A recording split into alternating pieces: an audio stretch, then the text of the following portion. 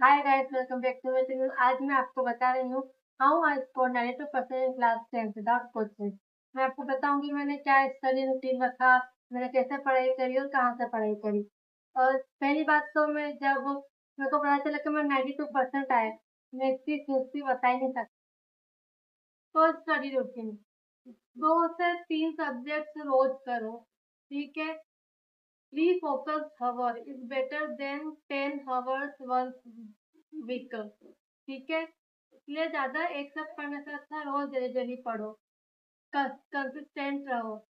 और subject wise tip में ये देना चाहूंगी कि मैथ्स को आप है ना फॉर्मूला शीट बना के याद कर सकते हो, और स्टेप बाय स्टेप प्रैक्टिस करना, क्योंकि एक मिस मत करना उनको, एक जैसे ही स्टेप बाय स्टेप प्रैक्टिस करना, फॉर्मूला से प्रैक्टिस करना। और सोशल साइंस में अच्छे से डेट शीट भी बना सकते हो आप, उसकी प्रैक्टिस कर सकते हो ताकि लास्ट टाइम पे आप फटाफट रिवाइज कर सको डेट्स को। और लैंग्वेज की प्रैक्टिस आप लिख कर सकते हो। और हाँ, अगर आपने पूरा चैप्टर पढ़ लिया पर आपको अच्छे से याद हो गया, समझ में आ गया है, तो एक बार आप मन से एक प्लेन पेज पे खुद लिख कर देखना कि आपको कितना याद है, किसे याद नहीं है। और मन से एक बार खुद से प्रैक्टिस करना, इससे आपको पता चल जाएगा आपके दिमाग में घुसा है वो कि नहीं घुसा है। ये सबसे अच्छी ट्रिक है। और या फिर खुद रिवाइज करते रहना, मन में इमेजिन करते रहना। मैं ऐसे ही पढ़ाई करती थी, मैं ना बिल्कुल इमेजिन करके पढ़ाई करती थी, जैसे कि मेरे को बिल्कुल 16-16 घंटे नहीं पढ़ती थी, पर मैं पढ़ती 6 घंटे। यूजुअली मैं रात को पढ़ती, क्योंकि मेरे को रात को पढ़ना अच्छा लगा था। लोग कहते हैं सुबह पढ़ना चाहिए, रात को पढ़ना चाहिए, आपको जो टाइम टेबल रखे लगे वहाँ पे आप पढ़ लीजिए। आपको रेगुलर पढ़ाई करनी, रिवीजन कभी स्किप नहीं करना है। अगर आपने ये मिस्टेक कर दी तो मतलब आप इतने नहीं ला पाएंगे। और लास्ट मिनट में इतनी पढ़ाई नहीं होती एग्जाम से पहले, तो आपको ध्यान रखना है कि आपको जो बिल्कुल डिफिकल्ट लगता है, अभी तक आपको इसमें प्रॉब्लम आ रही है, वो आप प्रैक्टिस करें, एक बार उसको देख ले। अगर आपको जो अच्छे से आता है उसको एक बार ही रिवाइज कर सकते हैं, नहीं तो फिर इतना टाइम नहीं रहता है अपने पास पढ़ने के लिए। और हाँ, क्वेश्चन प्रैक्टिस ज़रूर करना। मैंने बहुत कम करे थे, मैंने शुरू में करे ही नहीं थे, फिर मैंने बाद में जाके करे थे। तो हो सकता है आप ज़्यादा क्वेश्चन प्रैक्टिस करें तो आपके मेरे से अच्छे मार्क्स आ जाए और अच्छे आ जाए। बस मैंने एक गलती कर दी, तो आपको नहीं करना है। मैंने ना पूरा क्वेश्चन ध्यान से पढ़ा ही नहीं था और मैंने कर दिया था, तो उसकी वजह से मेरा एक मार्क्स गलत से चला गया था, क्योंकि मैंने गलत कर दिया था। आपको पूरा क्वेश्चन ध्यान से पढ़ना है, उसमें क्या बोला है अच्छे से समझना है, फिर ही सब करना है। और मैंने बिना कोचिंग से कैसे करी, मैंने यूट्यूब से पढ़ाई करी थी। मैं नेक्स्ट टॉपर से, प्रशांत भैया, शोभित सर, इन सब पे वीडियो देखती थी। और पीडब्ल्यू से भी पढ़ाई करी थी मैंने। मेरे को जो जिधर का कंटेंट अच्छा लगता है मैं उधर से पढ़ी थी, ऐसे चैप्टर्स को अच्छे से समझे थे और उनकी प्रैक्टिस करती थी मैं। और मैंने सोशल साइंस में भी सारे चैप्टर्स को एनालिटिक्स को समझ कर उनके क्वेश्चन से फिर मुझे ऐसे ही याद हो जाते थे, अगर आपको पता होता है तो। साइंस में भी मैंने पूरा समझा था, समझने में ज़्यादा ध्यान देता है इस बार में, रटने पर नहीं, क्योंकि ये अब 10th क्लास है, पहली क्लास ऐसे नहीं, इससे रट के काम हो जाएगा आपका।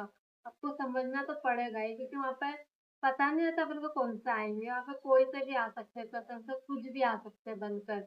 इसलिए आपको रेडी रहना। और मैंने पढ़ी थी उसको एसेस वगैरह, अपने पैसिव एक्टिव वॉइस, इन सब से अच्छी प्रैक्टिस करी थी। मेरे को थोड़ी ग्रामर में दिक्कत आई थी इंग्लिश की, इसलिए थोड़ा इंग्लिश का पेपर मेरा पहले थोड़ा ठीक-ठाक ही गया था, इतना अच्छा भी नहीं गया था। बाकी सारे सब्जेक्ट मेरे बहुत अच्छे गए थे। सोशल साइंस बहुत अच्छा गया था, साइंस भी बहुत अच्छा गया था, मैथ्स भी पूरा अच्छा गया था।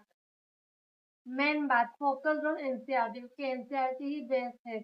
मैंने कोई दूसरी कॉपी या बुक नहीं, कुछ नहीं पढ़ा था, मैंने सिर्फ एनसीईआरटी को ही पढ़ा था। एनसीईआरटी को फोकस करो, उसके हाइलाइट्स करो जो इम्पोर्टेंट लगे आपको, कीवर्ड, सोशल साइंस में कीवर्ड हाइलाइट करो, ये सब करो, एनसीईआरटी फोकस करो, क्योंकि अधिकतर पेपर एनसीईआरटी से ही बनता है। आप खुद स्टडी स्मार्टली करो, नोट्स बनाओ, क्विक रिवीजन के नोट्स बना लो, फॉर्मूला याद करने के नोट्स बना लो, डेट्स याद करने के नोट्स बना लो, सोशल साइंस की इवेंट्स याद करने के लिए मैंने भी बनाए थे और मैंने उससे पढ़ाई भी करी थी। लेखक हो हिंदी में, उनको याद करने के लिए बना लो। और आप चैट जीपीटी से भी कुछ पूछ सकते हो, आपको कुछ पूछना हो, क्योंकि मैंने भी पूछा था उससे। तो जो भी कुछ भी समझ नहीं आता था वो मेरे को इंग्लिश में, हिंदी इंग्लिश मेरी सी भाषा में समझाया जाता था।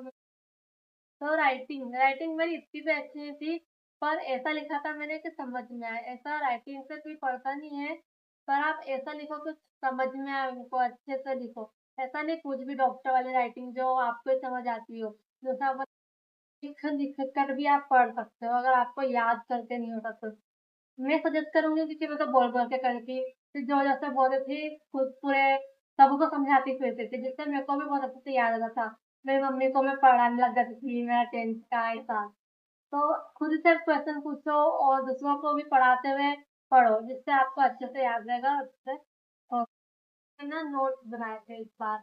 मैं पहले नोट्स नहीं बना रही थी, पर मैंने इस बार नोट्स बनाए थे और उनसे ही रिवाइज़ कर रही थी मैं।